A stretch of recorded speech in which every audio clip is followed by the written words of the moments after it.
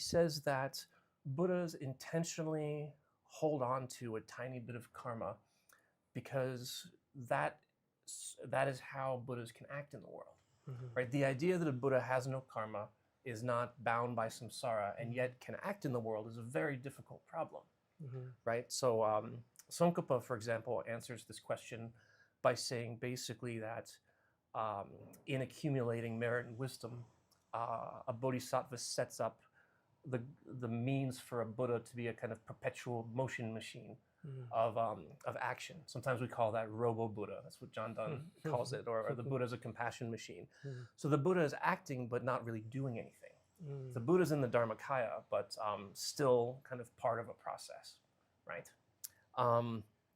Ratnakara Shanti in this text, at least, takes a different tack, which is, that the Buddha intentionally holds on to a little karma, which might, you might naturally say, wait, but that means he's not a Buddha.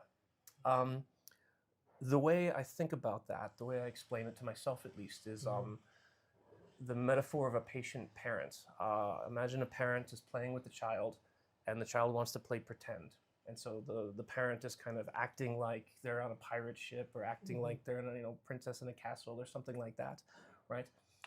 The parent is never lost in the fantasy, right? And the parent isn't worried, acting as though there's all of this stuff for the benefit of the child, right? So the parent is acting compassionately as if they believe that there's a castle or a pirate ship.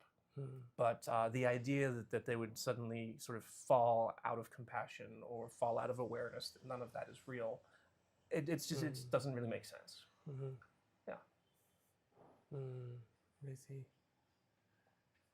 Another interesting thing I read in Radhakara Shantis, I think in the maybe Prasna Paramita Upadesha, he speaks about the Gotra.